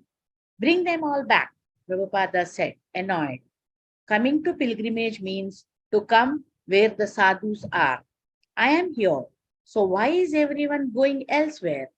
On hearing this, so many devotees came to Prabhupada's room that they could not all fit. Prabhupada began talking about tapasya, austerity. The tapasvis in Vrindavana go naked, he said. Even in the cold, they are determined not to take birth again for material life. He described how the living entity before birth remains cramped within the womb, a condition much like being tied by the hands and feet and thrown in the ocean. Worms within the mother's body bite the skin of the embryo, and the living entity suffers. Because Maya deludes us into thinking we are happy, Prabhupada explained, we have to again enter the womb of a mother. And although in one lifetime we may be a wealthy human being, in the next life we may be a bug or a hog or dog. So this life is for tapasya, Prabhupada said. But we cannot execute severe penances in this age. So our penance is to try to reform poor, crazy persons. One should take voluntary pains for Krishna. Krishna comes to save the fallen souls. So if you help a little, he will be pleased. Krishna comes himself as he sends his devotee and and he leaves books, and still we are mad for sense enjoyment. Our penance, therefore, is to try to reform the fallen souls. Prabhupada's preaching uplifted his disciples, whose duty was to preach to the citizens of many lands. They had come at Prabhupada's bidding to visit Mayapur and Vrindavan, but their real work was to save the fallen souls of their native countries, and Prabhupada's preaching filled them with determination. Later, one of the devotees told Prabhupada that dealing with the devotees was sometimes more difficult than dealing with the materialists, and he mentioned a well-known problem case, a devotee named Makhanchor. This is your penance, Prabhupada said. Your penance is to work with Makhanchor. We should take anxiety. For a sane man to work with a crazy man is not pleasurable, but the service to Krishna is pleasurable. Prabhupada described how he had left his peaceful life in Vrindavana to take on so much burden and anxiety for Krishna. Just as he had taken a risk by going to America in old age, so his disciples should accept whatever difficulties were required in preaching Krishna consciousness. The work is not pleasurable, Prabhupada said, but making so many devotees is pleasurable. Although the devotees had been visiting the various temples of Vrindavana, eager to imbibe the Vrindavana spirit, the real nectar came when Prabhupada, sitting in his room, spoke about Vrindavan. Vrindavana is for Paramahamsas. He said, you cannot see Vrindavana with Vishaya or material spirit. The test is how much you have conquered over eating, sleeping, and mating. Don't think you can just come to Vrindavan and become a Goswami. One who comes to Vrindavan with a material spirit will take birth as a dog or a monkey in Vrindavan. That is his punishment. But the dogs here are also Vaishnavas. People come to Vrindavan to give up all material anxieties and family life. So one should not be afraid. He should never mind what is going to happen. There are many devotees in Vrindavan who are not disturbed by heat or cold. But another risk in Vrindavan is to meet those who talk of the gopis but are not free from smoking bidis. They are sahajiyas. We have to see who is a devotee by his personal behavior. If one is seeking money and bidis and women and talking of the gopis, then what is this position? Sri Chaitanya Mahaprabhu never talked of the gopis publicly. The real Vrindavan is not to eat prasadam and sleep, but to follow the advice of Vrindavana Chandra, Krishna, and broadcast his message. That is his message. That is Vrindavan. Vrindavana Dhama is worshipable. Don't commit an offense here. Take it as Chintamani Dhama. Krishna, Narottam Das Thakur says to see Vrindavana is not possible with Vishaya. So we should take the shelter of Gaurnitai, become cleansed of eating, sleeping, and mating. Then you will see Vrindavan. Don't commit offenses here. There is a special influence in Vrindavan. Prabhupada said that Vrindavana's spiritual quality was such that devotional service performed here had 100 times the effect of service performed elsewhere. But an offense in Vrindavana also had 100 times the effect. Ordinary persons, therefore, were advised to visit a holy place like Vrindavana for no more than three days. Otherwise, they would become slack and return to their sinful activities. Better to come, Prabhupada said, become purified, and they leave on the fourth day. And the worst offense to Vrindavana is to commit illicit sex here. So do not come and play hide and seek with Krishna. He sees with his eyes the sun, and he is also in your heart. Krishna knows everything. Those who want to be devotees have to be sincere. They shouldn't play tricks because Krishna knows everything. Be sincere with Krishna and his representatives. Preach the gospel of Bhagavad Gita as it is. Become a spiritual master. After his evening lecture, Prabhupada mentioned how some of the Sahajiyas had walked out during his lecture. They are so advanced, he said, that they want to hear only of the embracing and kissing of Radharani and Krishna. They take my talks as ordinary. Prabhupada explained that his process of lecturing was to speak on only one verse per lecture, but that speaking was the same as Krishna speaking. He said that his own Guru Maharaja had lectured for 3 months on the first verse of Srimad Bhagavatam, and for that he had gained great respect. Prabhupada learned one day that one of his disciples... I think you can stop there. You stop Yes. there at that. Okay.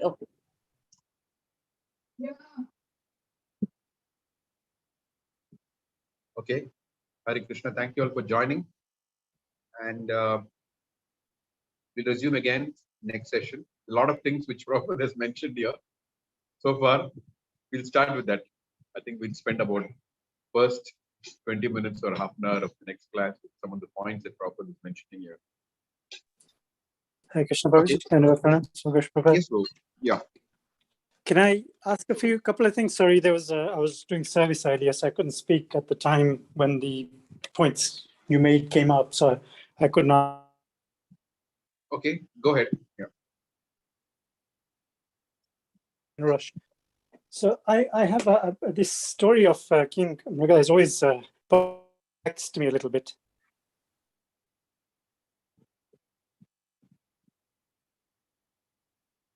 You're breaking, Brody. I don't know if you're talking.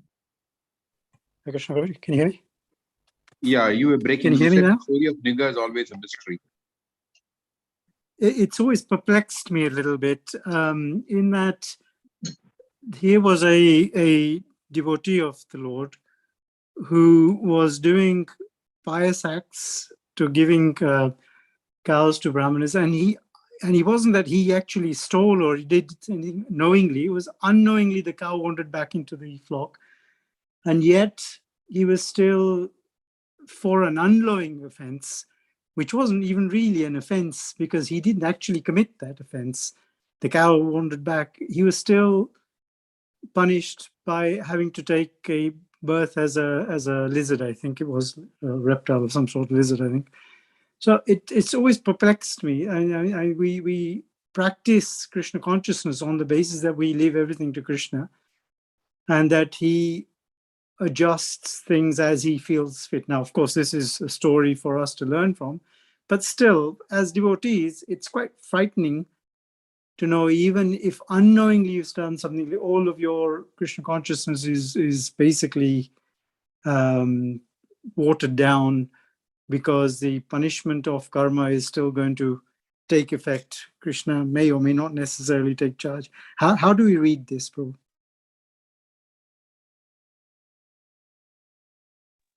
Okay. See, there are, for example, Lord Ramachandra. There is that citizen who goes to him and tells him that why has my son died? It's your fault. How can my son die before me? You know. So when you are a king, there are to be a king is not just to rule the citizens, but he's also responsible for everything that happens. I mean, ultimately, okay, something happened there, something went wrong there. Yes, so in the case of King Mriga, but who's to be held responsible for it? The king has to be held responsible. So like that, that's how Vedic laws and work. That there is somebody always talk. So there is always somebody who's held responsible for whatever happens. So that's there's nothing like, oh, it happened just like that. No, there is always somebody who's held responsible for it. So that is the situation there. In the case of the members of the Krishna consciousness movement, in this age, Prabhupada explains that just thinking of something wrongly is not an offense. Only if we commit an offense, it is an offense. And also, by chanting, Prabhupada explained that one can overcome the offenses, especially if they are unknowing offenses. We can also say, please forgive me for any unknowing offenses. But if they're knowing, you need to approach the person and ask for forgiveness. If it's unknowing also, we can generally, when we say, we ask devotees, please forgive me for offenses that I've committed knowingly or unknowingly.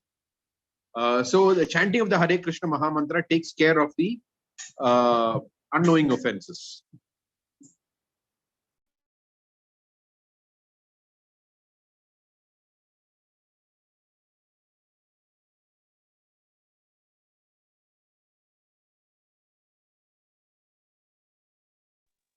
Is it okay, Prabhu? Thank you, Prabhu. There was also one other similar to your experience of 20 years ago with your students not knowing whether Krishna came from Mahabharata or Ramayana. I have quite a lot of experiences like that with traditional Gujarati families who are supposedly quite cultured, and their children, my age, I wouldn't call them children, really, in their 50s and 60s, and their children who have no idea what Janmashtami and Janmashtami and Ramnavami are. And it's always perplexed me in a country where the birthplace of the Vedas are. Christmas is a bank holiday. Eid is a bank holiday. I think Guru Nanak's appearance day is a bank holiday. Vaishak is a bank holiday, but Ramnavami and Janmashtami are not. So what can we expect when such dilution has happened with the culture being diluted as well? So it's quite perplexing. So thank you for that. Hare Krishna, thank you for sharing. Leela Madhuri Mataji. Hare Krishna, Prabhu, Dandavats Pranam. Yes. Prabhu wanted to know more importance about samadhis of Vaishnavas, as you said, Bhaktivinoda Thakur samadhis.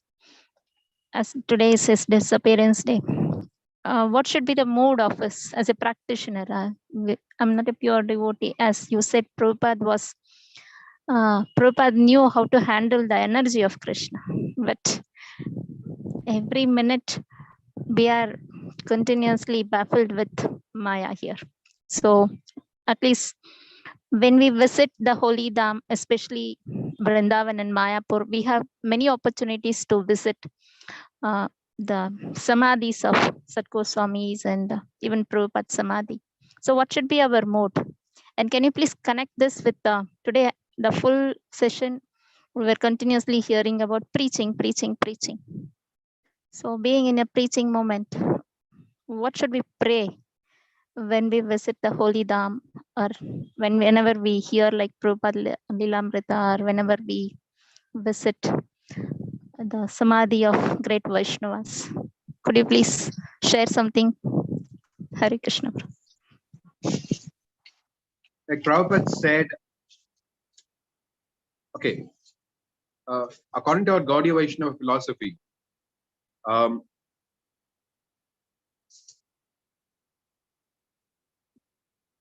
when the great Vaishnavas are physically present on the planet, they move from place to place and purify all the planets, all the places. But finally, there's a resting place that is called the Samadhi Sthal. So that same Acharya who has traveled around the whole world is now here. That's what it means to be. That's what the Samadhi means. Like, for example, Bhaktivinoda Thakur Samadhi, the great Acharya, the great preacher who did so many things, he's here. This is where he is, in the Samadhi. I mean, literally also, that's where his form is. I mean, Samadhi means where the form is preserved, right? So like that. That's where the Acharya resides. It's not just some symbolic thing. Okay, you're placing the body in Samadhi and that's it. No, that's where they reside. While the affairs of this material world are going on, they're there in that Samadhi, in their Samadhis. Now you could say that Prabhupada said, is the spiritual master also present in the picture? Yes. That's by the will of Krishna. But it's like even during Prabhupada's presence, he said, okay, the spiritual master is there in the picture, but he was physically present also, right? So for those who have not realized the absolute significance of Krishna or of the spiritual master, for example, Prabhupada said, okay, the television waves are everywhere, but can you see the television waves everywhere? You can't, right? So you need to have a television to capture the television waves. So like that, the deity form of Krishna is his merciful manifestation for us to be able to see him and render service. So like that, like the Samadhi of the Acharya is also the merciful representation of the spiritual master for us to render some service. That's all. Although he's present everywhere in his picture and things like that. But for us, we can be able to relate to the spiritual master more easily through their Samadhis. That's all.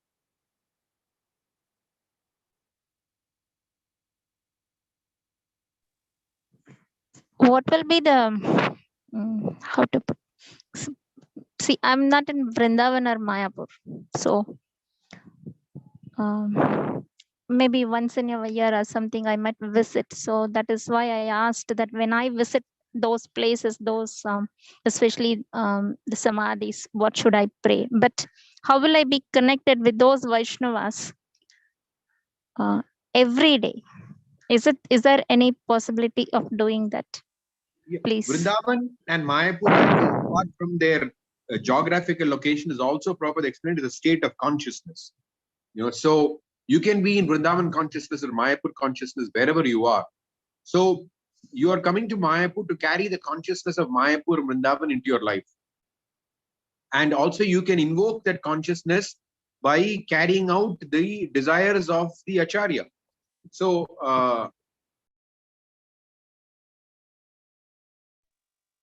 sorry, I mean, I have this thing with my connection. By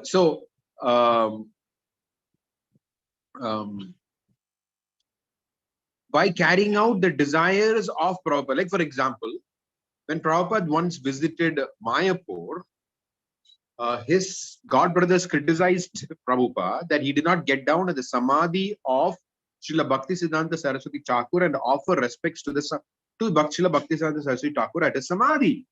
And when Prabhupada was informed about this, Prabhupada replied by saying, they think that my spiritual master is sitting there in the Samadhi only. But he is sitting beside me every time that I pick up my dictaphone to write the Bhaktivedanta purports. So how is Bhaktisiddhanta Saraswati Thakur always with Prabhupada? Because he's trying to carry out the desires of Srila Bhaktisiddhanta Saraswati Thakur.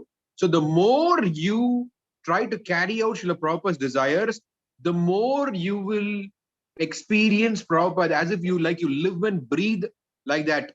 Prabhupada will be living and breathing with you. That's the experience that you'll have to try to carry out his desires. Just like people take out a book and distribute his books. If you take out Prabhupada's books, go down the street, hit the pavement, try to distribute his books, you will feel that Prabhupada is breathing right next to you. many book distributors have that experience. So if you do what Prabhupada wanted to do with all your heart, then you will experience Prabhupada.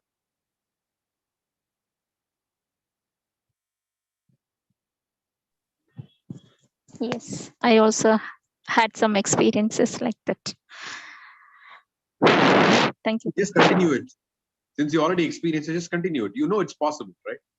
So But be absorbed. Absorption is everything in Krishna consciousness. Krishna consciousness means absorption.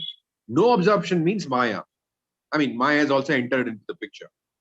You know, just like when we chant Hare Krishna Maha Mantra, if you simply hear the mantra, you know, just hear all the time, that's called absorption. But it may not be easy, but that is what we have to try.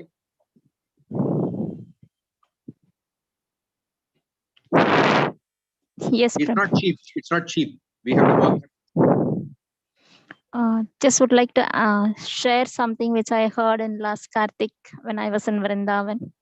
Please go ahead. His Holiness Bhakti Vikas Maharaj was taking a Bhagavatam class. So he end of the session, he was telling that you all stay in Vrindavan to um, to continue our life, because most of them were staying in Vrindavan. Most of the participants were staying in Vrindavan. So he was telling that he used to come to Vrindavan just to take some inspiration and go out to book distribution and preach. So that was an inspiration for me, a person like me who cannot stay in Vrindavan constantly, like once in a while, whenever Srimati Radharani permits, I go. So it was an inspiration for me.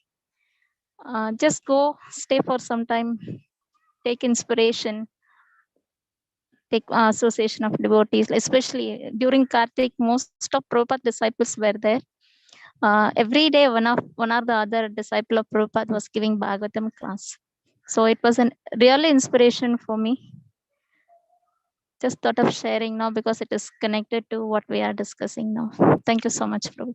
Hare Krishna. Thank you. Can I come back on a point you made earlier, that in response to my question earlier? Yeah, sure, Prabhu. Please go ahead. Yeah. First, sorry, coming back to a linked question here. Samadhi is where the Acharya is resting, but we have multiple samadhis for Srila Prabhupada. How does that work Vedically?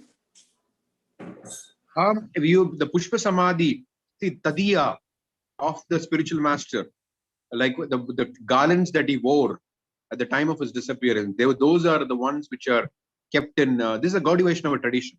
So his body is also not different from his paraphernalia, like that. You know, so you have that. How it happens is by Krishna's inconceivable energy. I mean, what else can I say about that? But that's our Gaudiya Vaishnava this thing system. That and anything that we have in our system, or any Vaishnava system, has got some scientific basis to it.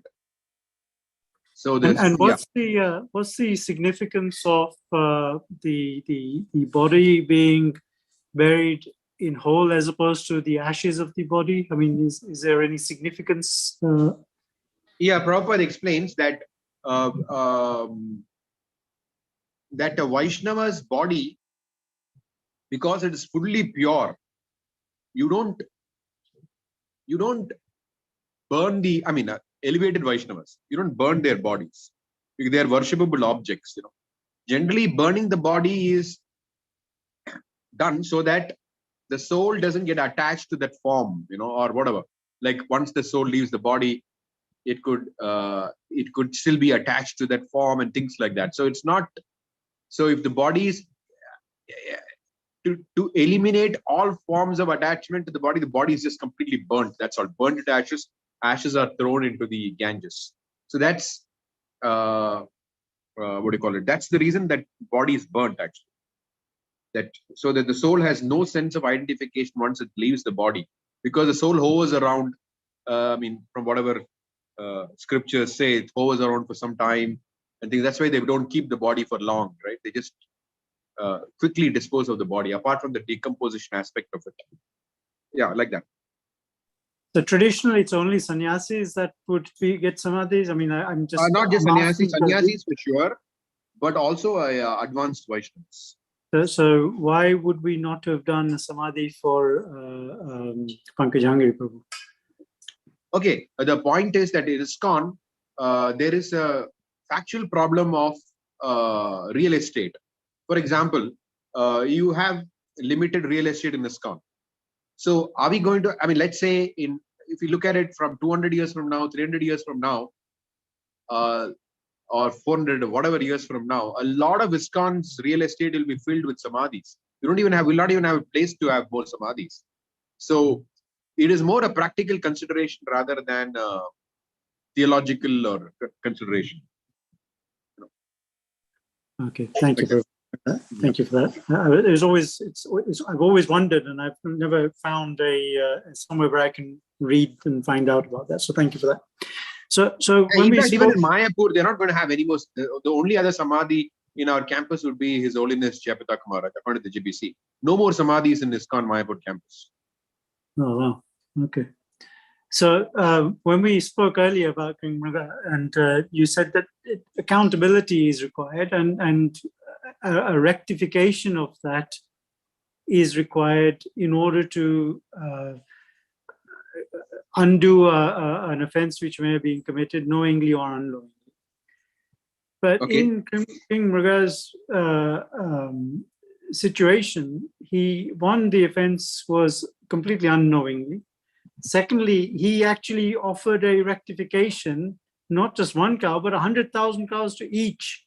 Now, Correct. the fact that the Vaishnavas didn't accept that means that he was still punished for an unknowing rectification that he tried to rectify, but because that Vaishnava was not prepared to accept that, he had to bear the consequence of that. Yeah, but then overall, you have to look at the overall picture also. They got the Association of Supreme Personality of Godhead, right? So, no, of course, it's also there. I mean, I understand everything in the Bhagavatam. These are all pure devotees for a reason. But I'm trying to understand the Vaishnava angle in this, in terms of us as practitioners have no hope in actually achieving Krishna's lotus feet in real terms, because we're so fallen and we were committing knowing offenses, let alone non-knowing offenses all the time, and regardless of the intensity with which chant, we're every day still ending up committing some form of offense. So if this minor offense of King Mriga had such devastating consequences, for us there's no hope. No? Well, I would take it the other way around. You know, it's like how do you say? Ours is a process of constantly taking shelter. So we are guaranteed by Prabhupada that if we just stick to the process, our results will come. So just like Mukunda Datta. So when Lord Chaitanya Mahaprabhu, when he is asked when can he, because he would try to, with whoever he was, he would try to say they're okay and things like that. He was trying to gel well with everybody. So Lord Chaitanya did not like their attitude. So when he was asked when will he get to see you, he says 10 million births, Lord Chaitanya. When Mukunda Datta hears that, he's completely ecstatic. In 10 million births, I'm going to see Lord Chaitanya Mahaprabhu. You know, so for us, it doesn't matter whether it takes 10. I mean, that should be our attitude. That shouldn't matter to us whether it takes 10 million births or 1 billion. I mean, whatever, 1 billion, 1 trillion doesn't matter. But Prabhupada has given us a guarantee that we will be able to attain the lotus feet of Lord Chaitanya Mahaprabhu. That should be the factor that we should drive us. Although I know this is easier said than done, but Krishna consciousness is a matter of attitude. Like Prabhupada writes, attitude, our advancement depends on attitude in Krishna consciousness. So a devotee takes anything as mercy. Whatever is going on is mercy. But he just wants to constantly act right. is the perfect answer itself. So thank you. No, that example itself is the perfect answer. So thank you. That's the attitude we should have, actually, because it shows our selfish nature if we're actually looking for even a result from this process. The only result we should be seeking is Krishna's pleasure, regardless of what our situation is at the end of it. So correct. Yeah, and we are guaranteed of the fact that we will get Krishna. You know, that of course we should be like, we are goal oriented in that sense. We want to attain Krishna. Prabhupada wanted all of us to be. That's fine. But when we'll attain, we are not I mean, whenever Krishna so desires, but we are guaranteed. You know, that's our whatever. That's our asset.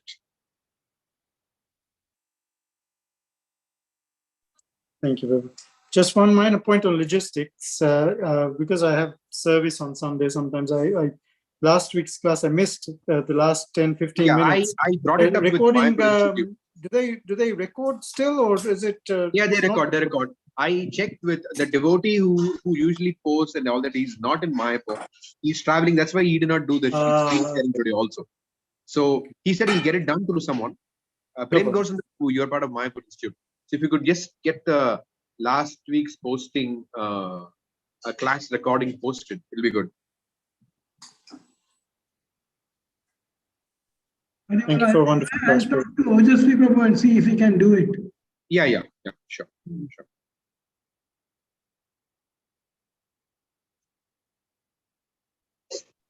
Okay. So thank you all very much. We'll resume again next Sunday. Vanchakalpatarubhyascha kripasindhubhyevacha patitanam pavanebhyo vaishnavibhyo. The Prabhupada ki jai, Gaura Bhakta.